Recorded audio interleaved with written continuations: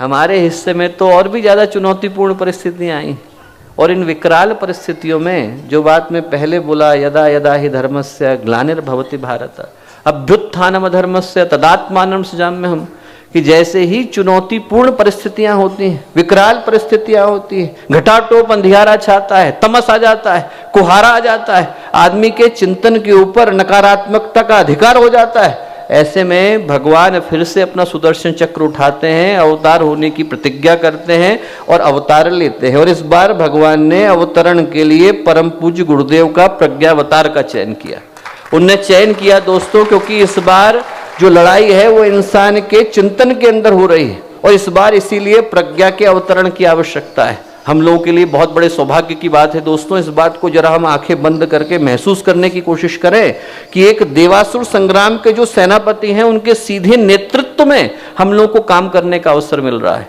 एक शानदार समय में, ऐसे समय में जहां पर परिस्थितियां चुनौतीपूर्ण हैं, पर पूरी की पूरी मानवता का, आप उत्तर प्रदेश भूल जाइए, आप भारत भूल जाइए, भारतीय संस्कृति भूल जाइए, पूरा विश्व, पूरी सृष्टि, पूरे युग, इस सब का इतिहास एक नए सिरे से, नई स्याही से लिखा जा रहा है। और ऐसे समय में जो इसके पूरे सूत्रधार हैं, जिनकी कलम के हस्ताक्षर के बगैर इस युग में एक घटना नहीं घट सकती, उनके सीधे नेतृत्व में हम लोगों को काम करने का अवसर मिल रहा है, उनके साथ जुड़ने का अवसर मिल रहा है। वो सौभाग्य मिल रहा है जो बहुत कम लोगों को जिंदगी में एक बार मिल पाता है, और हम लोगों को मिला दोस्तों। वो भगवान का आवाहन, वो भगवान का आमंत्रण, वो भगवान का निमंत्रण, वो भगवान का इन्विटेशन हम लोगों तक पहुंचाया गया है। इन्विटेशन आदमी अनजानों को थोड़ा देता है। घर में शादी होगी तो कोई सड़क से रैंडम व्यक्तियों को पकड़ करके थोड़ी लाएगा कि चलो जरा हमारी शादी में बैठ जाओ। इन्विटेशन भेजा किसको जाता है? इन्विटेशन तो अपनों को ही भेजा जाता है।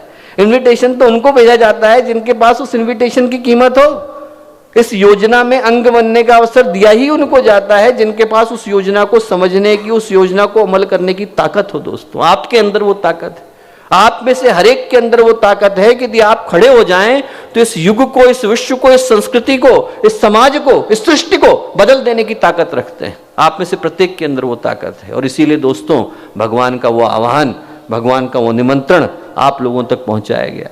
सूर्य की किरणें गिरती हैं तो पहले पहाड़ की चोटियों पर गिरती हैं, घाटियों को तो बाद में रोशनी नसीब होती है। वैसे ही जब भगवान आवाज लगाते हैं तो सुनाई सबसे पहले उनको देती है जो भगवान के द्वारा चुनी गई आत्माएं। चुना सबसे पहले आपको सुनाई पड़ती, उसके बाद फिर 12 को सुनाई पड़ती। बाद में वो लोग जागते हैं जिनको पता भी नहीं चलता कि भगवान कब आए और कब चले गए। और आज की जो परिस्थितियां हैं जहां पर दोस्तों मानवता और दुनिया और विश्व अंधेरे में जाते हुए नजर आ रहे हैं, जहां पर इस पूरी सृष्टि का जीपीएस सिर्फ एक ही चीज़ दिखा रहा है कि हम लोग गड्ढे के अंदर जा रहे हैं।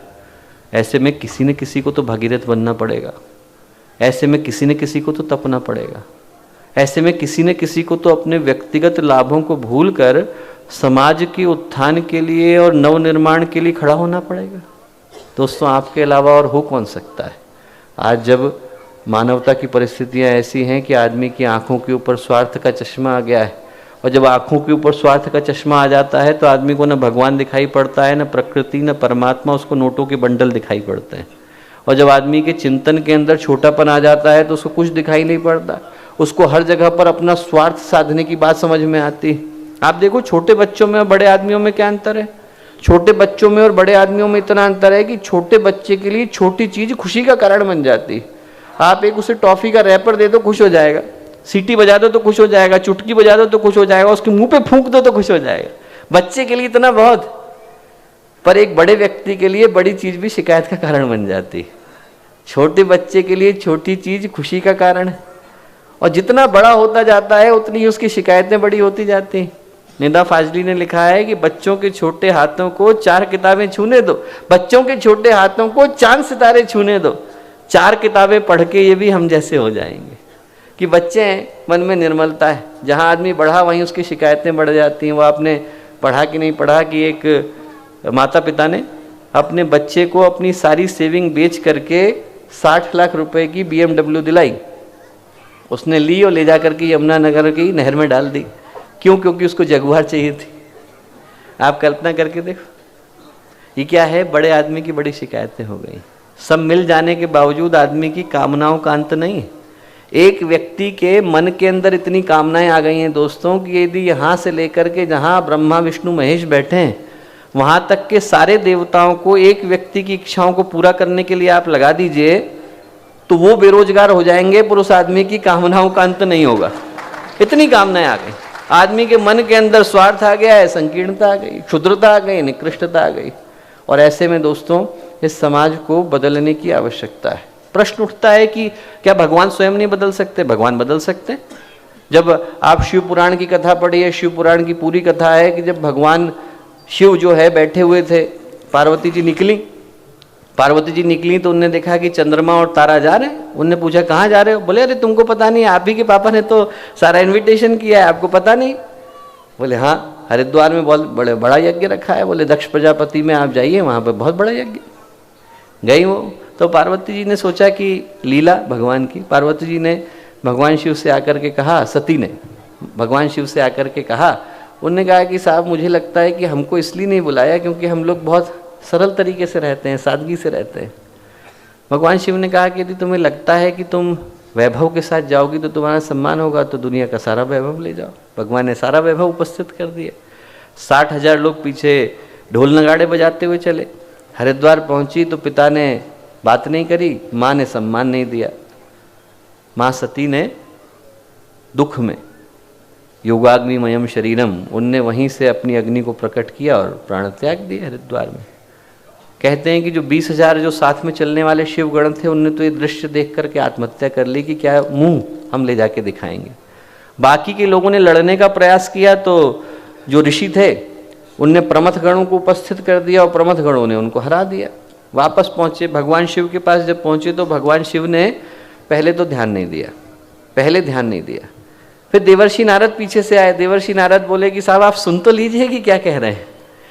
तो भगवान शिव ने कहा कि अच्छा सुनाओ, पूरी घटना सुनाई। और जो कहानी का सबसे प्यारा पार्ट है उसमें यह है कि भगवान शिव कहते हैं कि अब मेरे क्रोध को प्रकट करने का समय है। गुस्सा आया वो नहीं, गुस्सा तो इंसान को आ जाता है। भगवान बोलते हैं कि अब मेरे क्रोध को प्रकट करने का समय है। उनने अपने सिर का एक बाल निकाला, जमीन पर डाला तो एक हिस्से से रुद्र निकले और रुद्र का प्रकाश 27 पृथ्वियों के बराबर था। उनका जो आकार था वो 100 पृथ्वियों के बराबर था। उनका प्रकाश इतना था कि कोई कुछ देख ही नहीं पा रहा था। कहते हैं कि जब रुद्र चले तो उनके चलने से ऐसा शब्द हुआ कि पूरी सृष्टि ही निःशब्द हो गई थी। और जैसे ही वो पैदा हुए तो रुद्र ने पैदा होते से ही भगवान शिव से सब बड़े बड़े प्रश्न किए। उन्होंने कहा आप कहो तो मैं पृथ्वी को मसल करके यहाँ फेंक दूं और मैं इसको ऐसा कर दूं। भगवान शिव ने कहा वो सब करने की आवश्यकता नहीं है, बस 2 ही प्रश्न हैं कि आप जाओ हरिद्वार में और ये पता करो कि सती की मृत्यु के लिए जिम्मेवार कौन है और यज्ञ के विध्वंस के लिए जिम्मेवार कौन है। बस 2 ही प्रश्न है, आप इनको लेकर के जाइए। तो जिनके बाल के एक सिरे से रुद्र और दूसरे सिरे से काली पैदा होते हैं उनके लिए आदमी के मन को बदल पाना संभव नहीं। संभव है दोस्तों, सहजता से संभव। अगर आपको हमारी यह वीडियो पसंद आई हो तो इसको लाइक करें, कमेंट और शेयर ज़रूर करें। साथ ही हमारे YouTube चैनल ऋषि चिंतन को सब्सक्राइब कर बेल आइकन भी दबाएं ताकि आपको आने वाले वीडियोस की नोटिफिकेशंस मिलती रहें। धन्यवाद।